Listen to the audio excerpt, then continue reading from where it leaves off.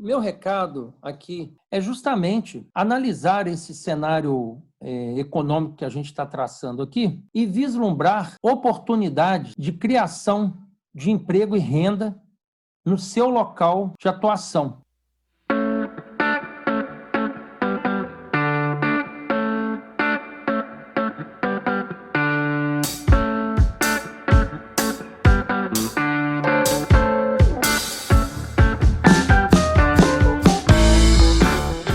Salve, salve, mundo do conhecimento! Esse é mais um podcast do Medicina do Conhecimento, ciência e informação a qualquer momento, em todo lugar. Eu sou Pablo Guzmán, o anestesiador, e como compartilhar é multiplicar, seguimos com as dicas de conhecimento, entrevistas com colegas e especialistas em vários assuntos da atualidade. O tema nos parece muito propício, pois estamos em meio a uma turbulência quanto à economia mundial. E nosso tema foca nos desafios macroeconômicos em tempos de pandemia. Conversamos com o amigo Luiz Cláudio Soares, professor de finanças no MBA da Fundação Getúlio Vargas, analista sênior de Private Equity e fusões e aquisições no Banco de Investimentos do Banco do Brasil durante 15 anos e mestre em Economia Empresarial. Professor Luiz Cláudio, de tempos em tempos o mundo vive períodos de turbulência econômica. Como devemos nos portar nos tempos atuais? Meu caro Dr. Pablo Guzmán, é uma satisfação estar aqui nesse podcast, diante de uma plateia tão seleta. Bom, a economia ela é de natureza cíclica. Ela apresenta por si só ciclos de crescimento e de depressão que são contínuos, se superpõem, que são uma sequência. E a natureza dessa ciclicidade econômica é da própria natureza humana. A ciência econômica nos faz perceber que o reflexo da acomodação humana quando está tudo bem e da insatisfação quando está tudo mal leva as sociedades, os grupamentos econômicos, a apresentarem essa ciclicidade. O comportamento natural das pessoas, nesses dois polos do movimento econômico, de maioria, é de se acomodar nos movimentos de crescimento, o que vai fazer justamente com que esse crescimento define e se entre no período de recessão, e de se sentir insatisfeito nos períodos de recessão, e com isso despertar o empreendedorismo, a ação, a busca de melhoria, o que vai fazer por si só com que a sociedade saia desse ponto negativo da recessão. Então, atualmente, por razões até externas à questão econômica, uma razão de saúde, uma pandemia que atingiu o mundo todo, nós estamos vendo aí o início de uma recessão que pode durar durante muito tempo e que, naturalmente, diante disso que eu acabei de relatar, vai despertar o espírito empreendedor, vai despertar nas pessoas a busca de oportunidades para que saiam da situação em que vão se encontrar, e alguns já estão se encontrando. Então, a resposta à sua pergunta, como devemos nos portar nesses tempos de recessão, que são os tempos atuais e que vão advir aí dessa situação, é justamente procurarmos alternativas para melhorarmos a nossa situação econômica, para obtermos receitas, para desenvolvermos projetos que vão justamente, quando olhado no conjunto da sociedade, retirar a sociedade dessa situação de recessão que a gente vê se aproximar. Essa palavra que atualmente pode até ser encarada como da moda, mas nesse momento de tanta turbulência, realmente se faz muito presente e importante. Então, você concorda que em momento tão difícil e pessimista, existe espaço para o empreendedorismo? Olha, doutor Pablo, não só existe, como é aí que ele floresce. O empreendedorismo, ele é união de basicamente 3 pontos que vão convergir para que ele floresça. O primeiro, como eu disse, é a natureza de insatisfação do ser humano de uma situação em que ele se encontra e quer melhorar. Isso pode ser uma situação individual, pode ser uma situação local ou regional, ou pode ser uma situação global, que é o que a gente parece que está se avizinhando aí. A segunda questão são as condições econômicas e sociais para que esse empreendedorismo floresça. E o Brasil, pela primeira vez na sua história econômica, está vivendo um paradoxo em termos financeiros, que são as baixas taxas de juros em alguns países até negativo. Ou seja, o custo do capital, que é a segunda grande força do empreendedorismo, porque limita, quando o capital é muito caro, o acesso a projetos de investimento. Nesse caso, com o capital tão barato, vai contribuir para esse florescimento do empreendedorismo. E a terceira força, que a gente observa já aparecendo aí, é justamente a condição dada por governos para que tanto esse custo de capital barato quanto essa força de sair de uma situação difícil, que é a da natureza humana, que essas duas forças possam se juntar. Elas precisam de quê?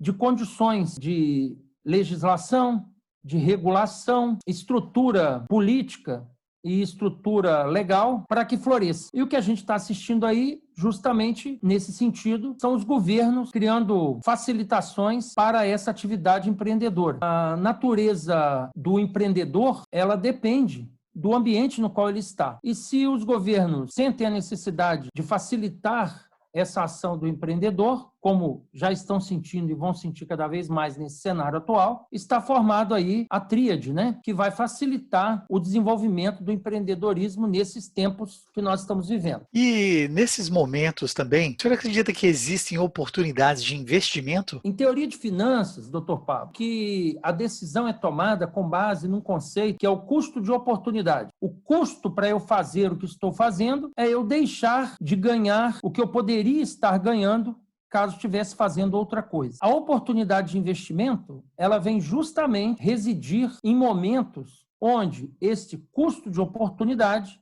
é menor do que o ganho oferecido para se fazer determinada coisa. Então, o empreendedor, o investidor, ele vai medir o que ele deixa de ganhar ao, por exemplo, tirar o dinheiro de uma aplicação financeira, quer seja aqui no Brasil, quer seja nos Estados Unidos ou na Europa ou na Ásia, e aplica esse dinheiro, investe esse dinheiro em uma empresa, em um projeto, quer seja seu projeto, quer seja projeto de outros que ele conhece, ou até de outros que ele desconhece, através de mecanismos como o crowdfunding, onde você reúne diversos investidores, capitalistas, em torno de um projeto conduzido por um ou mais empreendedores. Então, sim, existem oportunidades de investimento nesse momento, justamente por isso que eu acabei de falar na etapa anterior, que é o baixo custo de capital.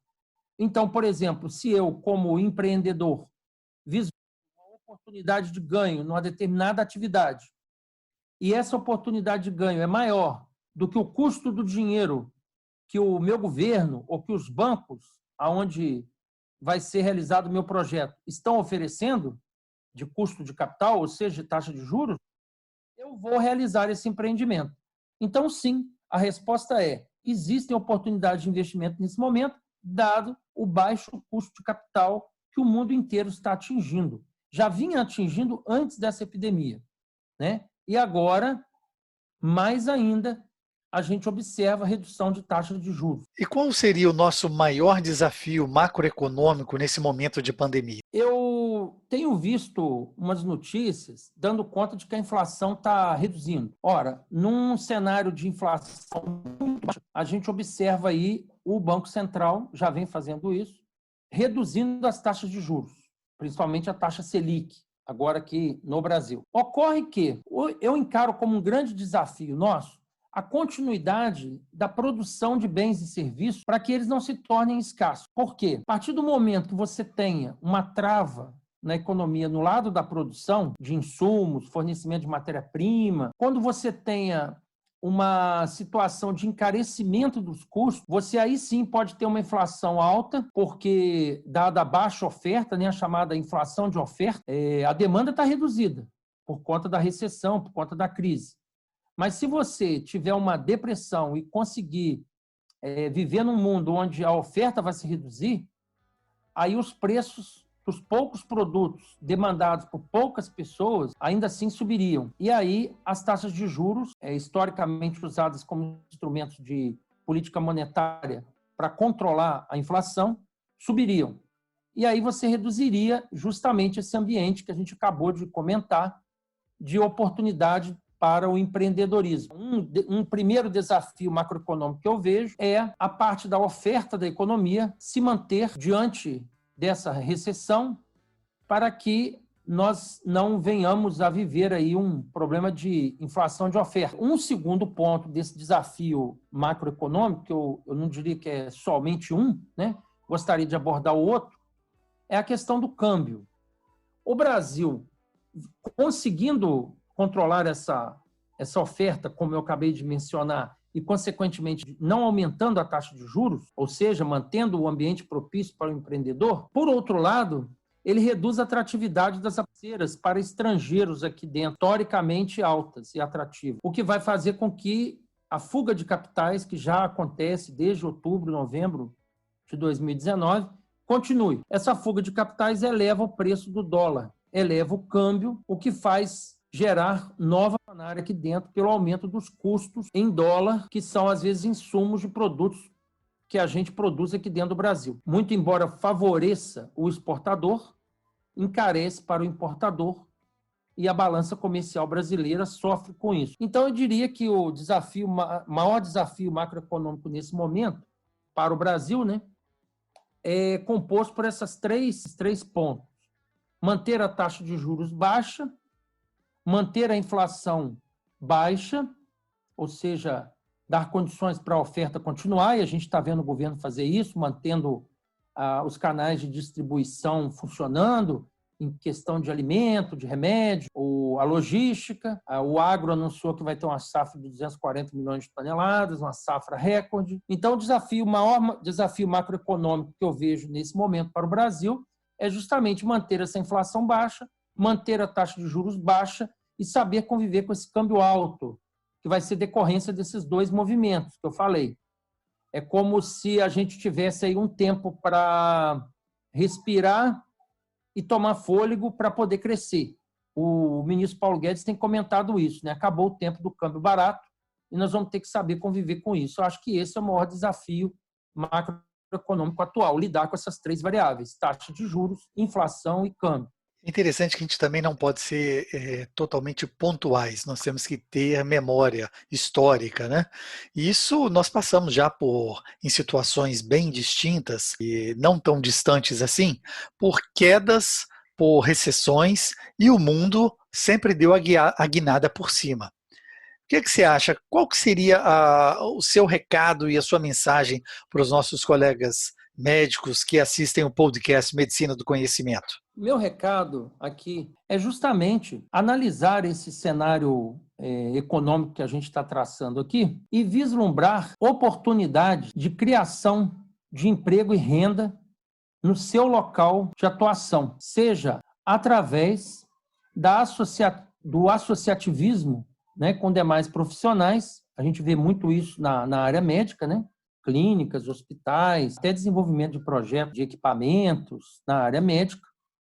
Então, eu vejo que é um público especializado, um público de renda média alta, um público bem informado, porém, né, doutor, um público com pouco tempo, né?